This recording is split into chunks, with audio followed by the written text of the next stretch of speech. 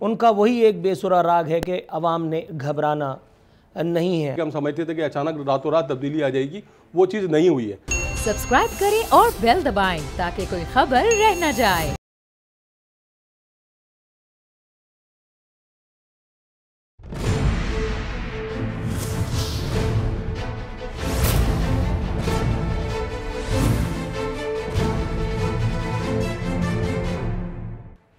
अस्सलाम वालेकुम, मैं हूं नूरुल आरफीन सिद्दीकी और आप देख रहे हैं मेरी जंग। तब्दीली सरकार का एक और साल कम हुआ, लेकिन इस साल के कम होने के बाद भी आवाम की मुश्किलात और आवाम के मसाइब का सिलसिला जो है वो ख़त्म होने में नहीं आ रहा। वज़ीर आज़म पाकिस्तान की अगर हम बात करें तो वो एक मसीहा जिसे हमने बड़ी उम्मीदों, अरमानों, आरजुओं के साथ चुना था, उनका वही एक बेसुरा राग है कि अवाम ने घबराना नहीं है। हालांकि उनके दौरे हुकूमत में उनकी नाक के नीचे हर वो हरबा अवाम पाकिस्तान पर आजमाया जा रहा है कि जिसके बाद घबराना तो क्या, मौत ही इंसान को अगर अपने आगोश में ले ले तो भी कम होता है। नए पाकिस्तान में मईशत तबाह है, बेरोज़गारी का सैल रवां है, बेरोज़गारों के ठट नौकरी की तलाश में धक्के खाते फिर रहे हैं। ताम फैसल वाउडा जैसे अल्हम्दुलिल्लाह सुम्मा अल्हम्दुलिल्लाह गौर नायाब तब्दीली इंजॉय करते फिर रहे हैं। महंगाई का तूफ़ान है, कोई चीज़ सस्ती नहीं है, आवाम की दस्तरस में कोई चीज़ भी नहीं है। मिनी बजट भी आ चुका है, खैर से नाना करते हुए मिनी बजट आया है और मिनी बजट ने आवाम की रही सही उम्मीदों पर भी पानी फेर दिया है। हर बात पर कोरोना का बहाना किया जाता है, कोरोना आया तो इस वजह से यूँ हुआ तो ये हुआ, दुनिया ने हमारी तारीफ़ की, दुनिया गई चूल्हे भाड़ में। जब हमारे साथ मसाइल हैं तो हम दुनिया का गाना क्यों गाते हैं। कोरोना के बाद जो रही सही कसर होती है वो शरीफों और ज़रदारियों का रोना पीटते करते हुए गुजर जाती है। वज़ीर आज़म पाकिस्तान जब भी बैठते हैं, मिल बैठते हैं शुगल लगाने के लिए काबीना के साथ, उसके बाद वहाँ से हिदायत यही होती है कि आपने अवाम को बताना है कि पिछले दौरे हुकूमत में, यार पिछला दौरे हुकूमत रोते रोते 4 साल तुम्हें हो गए, कोई खुदा का खौफ करो। लेकिन नहीं, इक़्तिदार में आने के बाद तो आदमी अल्लाह माफ़ करे माज़अल्लाह खुद ही खुदा बन बैठता है ताकि उसको जड़ से उखाड़ लिया जाए। ये कोई पहले खुदा थोड़ी है माज़अल्लाह। डॉलर जो है वो काबू से बाहर है, बिजली पेट्रोल की कीमतें आपके बस में नहीं है। हर मरतबा IMF की एक नई फहरिस्त थमा दी जाती है और हर मरतबा जी सर या सलाम साहब कह करके वज़ीर आज़म पाकिस्तान और उनके अनमोल रतन आवाम पर नए सिरे से ताज़ियाने बरसाने लगते हैं। लेकिन उसके बावजूद भी आवाम के लिए नसीहत वज़ीर आज़म पाकिस्तान हैंडसम द ग्रेट की यही है कि आपने घबराना नहीं है ताकि मैं आपकी कमर ही तोड़ डालूँ। बम्पर फसलों का दावा हो रहा है और बम्पर फसलों के बाद एक ज़रई मुल्क पाकिस्तान जैसे ज़रई मुल्क में गंदुम इंपोर्ट हो रही है। और गंदुम इंपोर्ट होना असल बात नहीं है, असल बात यह है कि पिछली मरतबा गंदुम बहरान के नाम पर आवाम को जलीलो ख्वार करने के बाद ये तब्दीली सरकार इस मरतबा भी अपनी हरकतों से बाज नहीं आई। अफ़गान आवाम को, अफ़गान इन्वर्टेड कॉमास में जो भाइयों हैं, उनको यहाँ से एक मरतबा फिर गंदुम का तोहफा गया है। इस पे कहा गया है पास नहीं दाने और अम्मा चली भुनाने, और अगर अम्मा कुछ इस किस्म की हो तो फिर अवाम के साथ फिर यही सब होता है।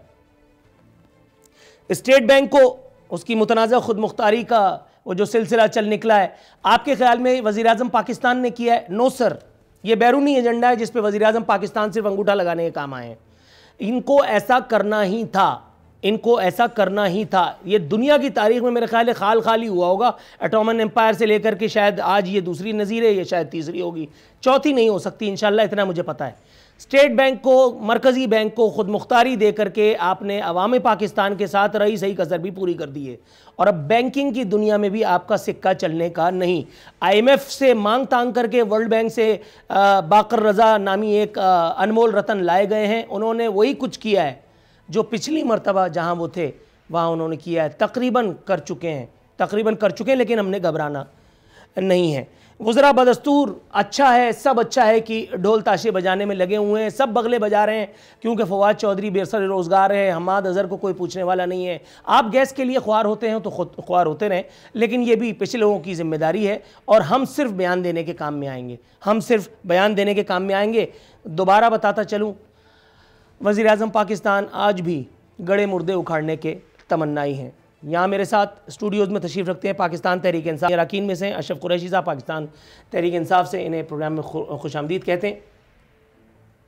डॉक्टर निसार चीमा साहब पाकिस्तान मुस्लिम लीग नवाज़ की तर्जुमानी के फ़राइज़ अंजाम दे रहे हैं, हमारे साथ मौजूद हैं। और हसन मुर्तज़ा साहब पाकिस्तान पीपल्स पार्टी से हमें ज्वाइन कर चुके हैं। तमाम मौज़िज़ीन का शो में शिरकत का जहमत उठाने पर खैर मकदम करते हुए हस्ब रिवायत हस्ब दस्तूर सरकार का सब्र आजमाएंगे। अशरफ कुरैशी साहब कैसे हैं सर? अल्हम्दुलिल्लाह अल्हम्दुलिल्लाह, आप बताइए। बस सर गला थोड़ा बैठा हुआ है, लेकिन मैं ये पूछ रहा था कि ये तब्दीली सरकार का एक और साल कम हुआ है, एक और साल क्या इंशाल्लाह थोड़े अरसे में तब्दीली सरकार इन्हीं अपना टेनोर पूरा करके ही कम हो जाएगी, लेकिन 500 साल तक हम याद तो करेंगे कि एक हैंडसम आया था, एक सादिक और अमीन आया था, एक नाम निहाद वाली रियासत मदीना आया था जिसने सब कुछ किया, लेकिन उसके बावजूद भी कसर नफसी का आलम यही था कि कहता रहा कि अवाम ने घबराना नहीं है। सर सवाल खत्म हुआ, आप शुरू करें।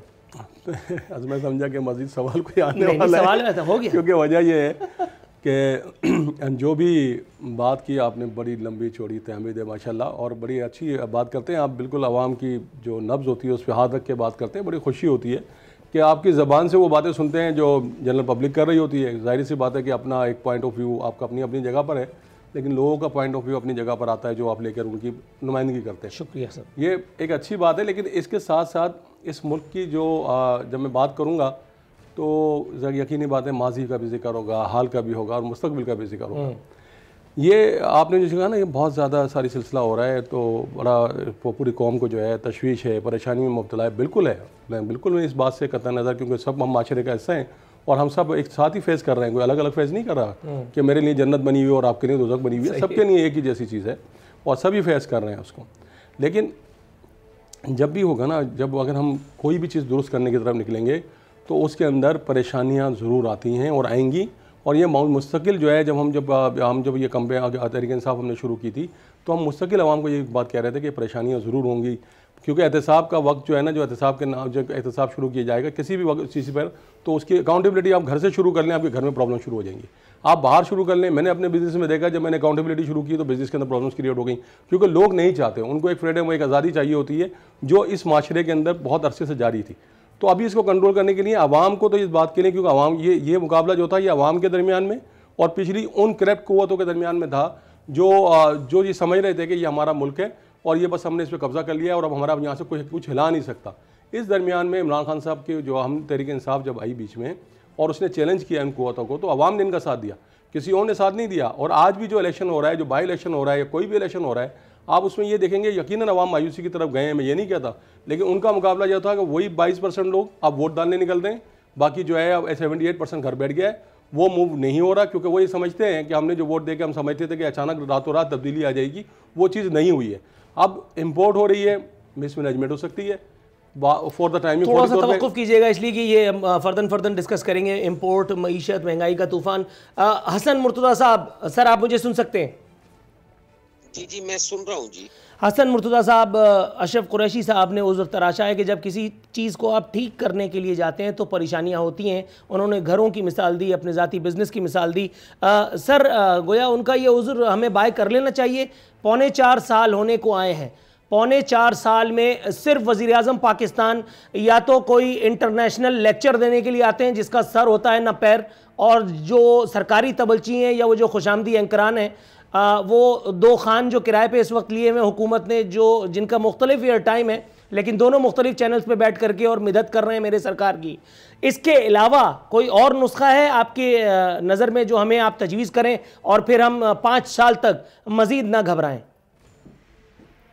बहुत शुक्रिया जी। देखें नूरुल आरफीन, सबसे पहले तो ये है कि अगर इन्हें बात करो ना तो ये गालियाँ शुरू कर देते हैं कि ये फलां, ये मुनासिब नहीं है।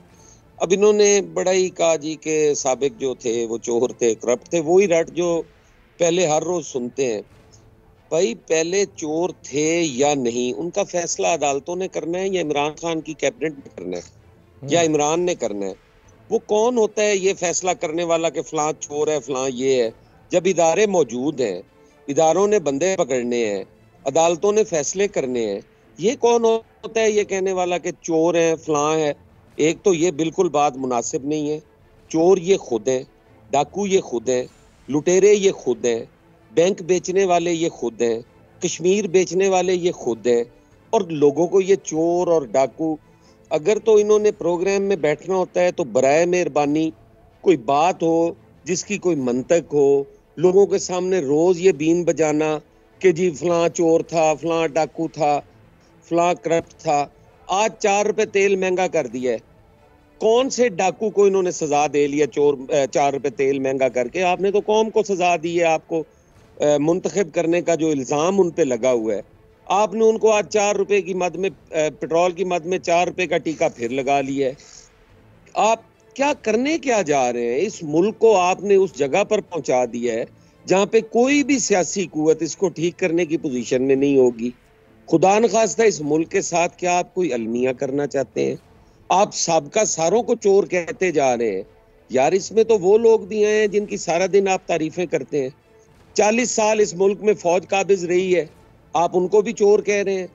आप पाक फौज को भी चोर कह रहे हैं। यहाँ पे कायदे आजम साहब ने भी 1 साल हुकूमत की है, क्या आप उनको भी यही कुछ कह रहे हैं? आप जब साबका करते हैं तो उसमें कोई तफरीक तो रखें कि आप किसको कह रहे हैं। आप बेशक नाम लेके कह लिया करें, हम नाम लेके कहते हैं कि इमरान खान चोर है, आप भी नाम लेके कह लिया करें। वो अंडरस्टूड है, आप तो अंडरस्टूड है, आप कोई कह रहे हैं, किसी और को नहीं कह रहे, आप कोई कह रहे हैं। अशरफ साहब आप कोई कह रहे हैं, आप कोई कह रहे हैं, अशरफ साहब पीपल्स पार्टी को कह रहे हैं, नून लीग को कह रहे हैं। अशरफ साहब बात करते हुए एहतियात क्या करें? अशरफ साहब सर बात करते हुए एहतियात क्या करें? आपको हसन मुर्तजा साहब शोर है, वही आगे शोर मचाना। अशरफ साहब प्लीज, ऐसा नहीं क्या करें, अशरफ ऐसा साहब नहीं करें, प्लीज, बहुत देर बर्दाश्त कर रहे हैं। अशरफ साहब प्लीज थोड़ा सा प्रॉब्लम है सर हसन मुर्तजा साहब सर थोड़ा सा तवक्कुफ की इस्तदा है। दोनों मौजूद मेहमानों से तवक्कुफ की इस्तदा है। आज भी कोई हल नहीं है, आज भी कोई हल नहीं है, आज भी का बाजार गर्म किया। अशरफ साहब सर थोड़ा सा तवक्कुफ कीजिए। हसन मुर्तजा साहब सर थोड़ा सा वेट कीजिए, मैं आपकी तरफ आता हूं। माहौल में गर्मा गर्मी कम करने के लिए हम रुजू करते हैं डॉक्टर साहब का। डॉक्टर निसार चीमा साहब सर अस्सलाम वालेकुम। जी वालेकुम सलाम जी। डॉक्टर साहब सर हम बात कर रहे हैं एक और साल जो कम हो चुका है मौजूदा हुकूमत का, लेकिन अवाम की मुश्किलात सर वहीं की वहीं है। जिक्र फरमाया भी पीपल्स पार्टी ने, हसन मुर्तजा साहब ने, कि अवाम को एक और तोहफा दिया गया है मेरे सरकार की जानिब से। सर ये पहला तोहफा था और ना ही आखिरी, तो फिर हम सब मिल करके घबरा क्यों रहे हैं सर? पहली गुजारिश तो मेरी नूरुल आरफीन साहब ये है कि आप बतौर एंकर आप देखें, एक यहाँ पे बैठे हैं, एक बतौर मुनसिफ के आपका काम है इस बात को इंश्योर करें कि जिसकी बारी है सिर्फ वो बोले, कोई और मुदाखलत ना करे। सही है। और मैं आपको यकीन दिलाता हूँ कोई भी और साहब बोलेंगे तो मैं उसमें मुदाखलत नहीं करूँगा, और बाकियों का भी आपको ये यकीनी बनाना चाहिए। जी देखिए, गुजारिश ये है कि अभी पीटीआई की नुमाइंदगी करते हुए हमारे दोस्त फरमा रहे थे कि जब कोई इस्लाह करना चाहे तो फिर ये मुश्किलात तो होती हैं। पहली बात यह कि क्या वो इस्लाह करना चाहते हैं, ये उसका तो अंदाज़ा इससे होगा सिलेक्शन ऑफ टीम से, टीम का इंतखाब किस तरह उन्होंने किया है। क्या यहाँ पे लॉ एंड ऑर्डर की सिचुएशन जो है वो शेख रशीद साहब के ज़रिए वो ठीक करना चाहते हैं? वज़ीर दाखिला है वो, अंदाज़ा कर लें, जिन्होंने पहले बतौर वज़ीर रेलवे एक रिकॉर्ड कायम किया है हादसात का। क्या ये कि इंफॉर्मेशन मिनिस्ट्री का इस्लाह जो है वो फवाद चौधरी साहब फरमाएंगे? क्या पंजाब के हालात जो हैं ये बुज़दार साहब जो है वो ठीक करेंगे? बात यह है कि कौन सी इस्लाह, कौन से ये हालात वो ठीक करना चाहते हैं वो तो देखें। बात यह है जिस तरह आपने कहा ना कि एक और साल गुजर गया, ये दौर जो है, ये इमरानी दौर जो है, ये मैं आपको यकीन दिलाता हूँ कि मुद्दों तक याह्या खान के दौर के बाद, इसलिए मैं कह रहा हूँ कि वो याह्या खान का दौर वो था जिसमें बदकिस्मती से पाकिस्तान दौलख्त हो गया।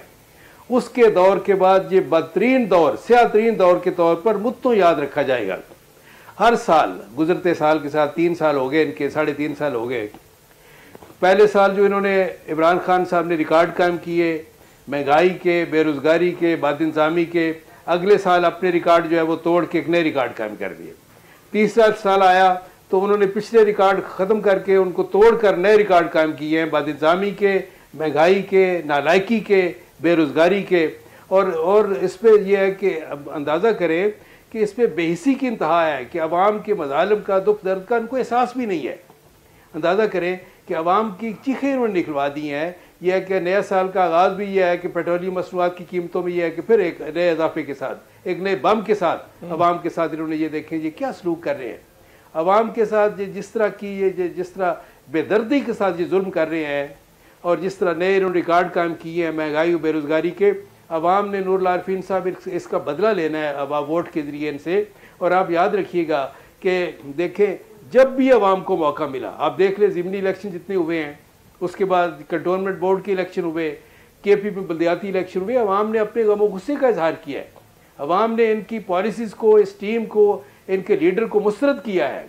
और ये आइंदा जनरल इलेक्शन में अवाम ने भी एक नया रिकॉर्ड कायम करना है और इस PTI को बिल्कुल निशान इबरत बना के रख देना है। ये इनकी मैं आपको यकीन दिलाता हूँ कि पहली बार तो जिस तरह भी इनको मिल गई, ये मुसल्लत कर दिए गए, लेकिन ये इंशाल्लाह ये आखिरी बार भी होगी इनकी। और दूसरी बात जो है, एक मैं ज़रूर गुजारिश करता चलूँ, गंदम का जो बुरान, गंदम की जो कमी है जो बाज़ार नज़र आती है, गंदम की ये बम्पर क्रॉप हुई, ये गंदम की कमी नहीं है हमारे मुल्क में। नूरुल आरफीन साहब, ये इनकी बदइंसामी और नालायकी है। सर बिल्कुल, थोड़ा सा तवक्कुफ की इस्तदा के साथ, क्योंकि बम्पर क्रॉप जो है ये पूरा एक मौजू है सर। बम्पर क्रॉप पूरा एक मेरा सवाल है, मैं आपकी तरफ आऊंगा, लेकिन थोड़ा सा वेट कीजिएगा आप काइंडली, मैं आपकी तरफ आता हूँ। अशरफ कुरैशी साहब, सर बम्पर क्रॉप पर अभी हम बात नहीं करते, अभी हम थोड़ा सा बेरोजगारी की जानिब चले जाते हैं। सर जिस वक्त कोरोना आया था उस वक्त सदर मुअज़्ज़म ऑन रिकॉर्ड थे, उस वक्त सेकंड वेव के दौरान 22 लाख लोग इस प्यारे वतन में बेरोज़गार हो गए थे। उन अनमोल रतनों से कता नज़र जिनको संतरी भी नहीं होना चाहिए थे, लेकिन वो बाकायदा उस वक्त भी मंत्री थे और आज भी हैं। सर सिर्फ कोरोना ने लोगों को बेरोज़गार नहीं किया है, आपकी सरकार ने आने के बाद मुख्तलिफ हीले बहानों से, कभी डाउन साइजिंग के नाम पे, कभी राइट साइजिंग के नाम पे, कभी पाकिस्तान टेलीविज़न से, कभी किसी और जगह से, कभी किसी और जगह से, और उसके बाद फिर रही सही कसर किसी आज़ाद ने जो है वो पूरी कर दी है। जनाब इमन, पूछना ये था कि जो तब्दीली के सुहाने ख्वाब आपने लोगों को दिखाए थे, आपको अंदाज़ा है कि जो ज़िमनी इलेक्शन में पाकिस्तान तहरीक इंसाफ का हश्र हुआ, मैं हश्र का लफ्ज़ इस्तेमाल कर रहा हूँ, इसे आप बिल्कुल हश्र समझिएगा, ये नविश्ता दीवार नहीं है पाकिस्तान तहरीक इंसाफ और इमरान खान के लिए? देखें, बात यह है कि एक तो जो गंदम की बात हो रही है कि जी वो अफगानिस्तान भेजा गया। सर काइंडली थोड़ा सा, मैंने पहले सवाल के शुरू में मैंने इस्तिदा की थी। जी जी सर। अच्छा चलें, ठीक है, उस पर बाद में बात कर लेंगे। लेकिन अभी जो बात कर रहे हैं कि आपको जो है कि वो बेरोजगारी का इजाफा हुआ और चीज़ें हुई जी, मैंने पहले भी कहा कि मैं इस बात से इनकार नहीं कर रहा कि नहीं हुआ है। अगर किसी चीज़ की तरफ, मैंने बार बार ये बात को निशानदेही करता हूँ, और ये जो सारे लोग बोलते हैं ना बड़े कि जी हम बोलेंगे तो आप जो है बात नहीं कीजिएगा, एक तो ये कि तमीज़ में दायरे रह के बात करेंगे तो तमीज़ में दायरे में रह के बात सुनेंगे। अगर कोई बदतमीजी करेंगे तो मैं सुनने को तैयार नहीं हूँ बिल्कुल भी, क्योंकि आपका जो बर्डन है वो हम बर्डन जो है वो आपका जो बर्डन है उसी को धो रहे हैं। और ये पता है कि आप जो है एक डिफ़ॉल्ट कंट्री की तरफ बढ़ रहे थे, आपके रिजर्व 7 बिलियन से ज़्यादा नहीं थे, आज जो है 28-30 बिलियन डॉलर के रिजर्व हैं, आप डिफ़ॉल्ट कंट्री से बच चुके हैं। इंटरनली हमारे मामला चल रहे हैं कि हम ऊपर महंगाई में जा रहे हैं, चीज़ें उसको इंटरनेशनली अपने आप को, कंट्री को सेव करने के लिए सारा कुछ हुआ। आप जो छोड़ के गए थे वो 7 बिलियन, पहले जो जरदारी साहब छोड़ के गए थे, फिर आपने कर्ज लेके पूरे किए, IMF की शराइत मान के पूरे किए, सब कुछ आपने वही तरीका अख्तियार किया, शराइत माने सब चीज़ें की, लेकिन वो पैसा आप बाहर ले गए सारा का सारा। लेकिन यहाँ पर कम से कम ये कि आपके 27-28 बिलियन डॉलर आपके रिजर्व के अंदर मौजूद हैं, आप डिफॉल्ट कंट्री से निकलने, आप पोजीशन में नहीं है कि डिफॉल्ट कंट्री की तरफ चले जाएं। अब इंटरनल हो रही है कि महंगाई भी हो रही है, बेरोजगारी भी हो रही है, मैं इंटरनेशनली बात नहीं करूंगा, पूरी दुनिया की, कि वहाँ पे रोजगार के मौके ज्यादा है। अगर महंगाई बढ़ती भी है तो लोगों के रोजगार के मौके ज्यादा होते हैं। हम भी कोशिश कर रहे हैं, कौन होगा जो बैठ के यहाँ पे आवाम के जो है आवाम के उसके साथ आएगा, वोटों के साथ, और उसके बाद ये कोशिश करेगा कि आवाम की दवाई करें। मैं आपको बता देता हूँ वो कौन होगा, वो फवाद चौधरी थे। देखें वो एक फवाद चौधरी थे, उन्होंने कहा था कि हम कई लाख नौकरियां तो दे चुके हैं, ये सब बकवास है। अगर आपको याद हो उनका बयान। हाँ। सर ये लाखों लोगों को आपने नौकरियां दी कब है, किन लोगों को? PTI के ओहदेदारों की बात हो रही थी। नहीं देखें, PTI के तो सारा आज भी वर्कर जो है, PTI का वर्कर, तो एक वर्कर मुझे बता दें जो इस बात से मुतमईन हो कि उसको नौकरी इस तरह से मिली हो जिस तरह। सर मैं हल्फिया कह रहा हूं, मैं हल्फिया ऐसे लोगों को जानता हूं, PTI के उन जिम्मेदारान को जो जलसों में इमरान खान की मदद किया करते थे और अब मुल्क छोड़ करके चले गए हैं। 2 लोग मुझसे अभी भी राब्ते में, मैं नाम नहीं लेता, एक बेचारा इस्तांबुल में, तुर्की में अपनी फैमिली के साथ, मैंने पूछा वहां क्या कर रहे हो, कह रहा है भाई वहां रह करके खान की चपरासी गिरी करने से बेहतर था मैं यहां आकर के किसी पेट्रोल पंप पे जो है झाड़ू लगाता। बिलीव यू, आरिफ ने मेरी एक बात सुनी, क्राइसिस टाइम के अंदर जो है ना, अच्छे टाइम के अंदर जो लोग आके खड़े हो जाए और क्राइसिस टाइम में छोड़ के चले जाएं, ये कोई मसला नहीं होता, ये कोई अच्छी बात नहीं है कि वो यहाँ से मुल्क छोड़ के चले गए। हम पहले दिन से तहरीक इंसाफ में थे। सर इमरान खान साहब पे असर कोई नहीं हो रहा। नहीं, ये आपको लग रहा है, ये आपको महसूस हो रहा है, ऐसा लग रहा है कि बीइंग ए प्राइम मिनिस्टर बहुत सारी बातें वो आवाम आवाम के सामने नहीं कर सकते, ये जिम्मेदारी है, हल्फ है। तो इसलिए बहुत सारी चीजों को इस पर रखना पड़ता है। मैं मानता हूँ कि आवाम को जो है इस वक्त बर्दाश्त आवाम को हो रहा है, लेकिन ये जो नारे लगा रहे हैं ना बैठ के, जो बगले बजा रहे हैं, बोले कुछ, इनके पास क्या ऑप्शन है? मुझे ये बताएं, इनके पास क्या हाल है सिवाय नारे लगाने के लिए? पूछ लेते हैं, कोई हल नहीं है इनके पास, ऐसी बातें कर सकते हैं बैठकर। थोड़ा सा वेट कीजिए। हसन मुर्तजा साहब, सर बात लॉजिकल है, मां सिवाय तनकीद करने के अपोजिशन के पास, या खासतौर पर पीपल्स पार्टी की अगर बात करूं, हसन मुर्तजा के पास ऑप्शन क्या है इस वक्त? अगर आप इख्तिदार में आते हैं तो आप क्या करेंगे? हेलो जी हसन साहब, आपको मेरी आवाज आ रही है? हेलो जी, आ रही है। हसन मुर्तजा साहब, बड़ा लॉजिकल एक सवाल उठाया है अशरफ कुरैशी साहब ने कि तबर्रा करना आसान है लेकिन हल देना मुश्किल है। सर आपके पास अवाम के इन मसाइल का क्या हाल है? अगर आपका तुक्का लग गया तो आप क्या करेंगे इक़्तिदार में आने के बाद? देखें नूरुल आरफीन, जब भी इस मुल्क में क्राइसिस हुए हैं, पीपल्स पार्टी ने आके मुल्क को संभाला है। अयूब खान के बाद भी, मुशर्रफ के बाद भी, जनरल ज़ियाउल हक के बाद भी और याहिया के बाद भी। पाकिस्तान पीपल्स पार्टी आती थी जब इकोनॉमी बिल्कुल तबाह और बर्बाद हो जाती थी, और यही संभाला देते थे और फिर आगे इंतकाल इक़्तिदार हो जाता था। आज भी पीपल्स पार्टी का अगर आप पिछला दौर देख लें तो हमने उस वक्त 60 लाख लोगों को नौकरियां दी थी। हमने महंगाई, बिल्कुल सही बात है, महंगाई कोई भी नहीं रोक सकता, लेकिन लोगों को रिलीफ दिया जाता है, उनकी मिनिमम वेजेस बढ़ाई जाती हैं, उनकी तनख्वाहें बढ़ाई जाती हैं, उनके पेंशन्स बढ़ाई जाती हैं, लोगों को इसी तरीके से रिलीफ मिलता है, सब्सिडीज दी जाती हैं। अब आज आप देखें गवर्नमेंट सेक्टर में जॉब कोई नहीं है और प्राइवेट सेक्टर का ये हाल है कि हमारे। सर थोड़ा सा तवक्कुफ कीजिएगा, मेरा ख्याल है आपकी ऑडियो जो है वो थोड़ी सी कट रही है। मैं यही सवाल लेकर के डॉक्टर निसार अहमद चीमा साहब के पास जाऊंगा। चीमा साहब, सर सवाल आपने भी सुना, क्या हल है आपके पास? अगर मिसाल के तौर पे अनान इक़्तिदार आपके पास आ जाती है किसी इंतखाब के या किसी करिश्मे के नतीजे में? देखिए नूरुल आरफीन साहब, अगर तो यह है कि वो तसलसल रहता, 13 से 18 तक हमारी हुकूमत थी, अगर उसका तसलसल रहता, हुकूमत हमारे पास रहती, तो हम ये क्यों नहीं पॉलिसीज को जारी रखते। देखिए IMF के पास हम भी गए सर, लेकिन आज की तारीख में आपको अवाम के मसाइल का हल क्या नजर आता है? मेरी गुजारिश सुन ले। हम ये है कि आपको पता है कि IMF और अवाम के दरमियान बफर बन के एक मजबूत चट्टान बन के खड़े रहे। उसके असरात, उसकी शराइत जो हैं, हमने उनका असर अवाम पे नहीं होने दिया। हम ये देखें उस वक्त पूरी इकॉनमी स्टेबल थी, डॉलर स्टेबल था, हमारी करेंसी स्टेबल थी, गैस बिजली पेट्रोल की कीमतें स्टेबल थी, लेकिन इन्होंने तो आगे बेड़ागर्क कर दिया। अब ये है कि जितनी तबाही के ये मुर्तकिब हुए हैं, जितनी डिस्ट्रक्शन इन्होंने की है, जितनी बर्बादी इन्होंने की है ये तब्दीली के नाम पर, उसके बाद कोई भी हुकूमत आएगी उसके लिए असर तमीर करना यह है कि तमाम इदारों को, मईशत को बिलखसूस इतना आसान नहीं होगा, ये मैं मानता हूँ, क्योंकि डिस्ट्रक्शन का जो मैग्नीट्यूड है बहुत ज़्यादा है, उसका वॉल्यूम बहुत ज़्यादा है। इनकी नालायकी की वजह से, बदइंतज़ामी की वजह से इन्होंने तो मुल्क को और शोबे को तबाह करके रख दिया है। अब जो भी हुक्मरान आएंगे उनके लिए बहुत बड़े चैलेंज होंगे। लेकिन एक बात ज़रूर है, देखें नूरुल आरफीन साहब, देखें मैं ये ज़रूर कहूँगा कि हमने करके दिखाया है।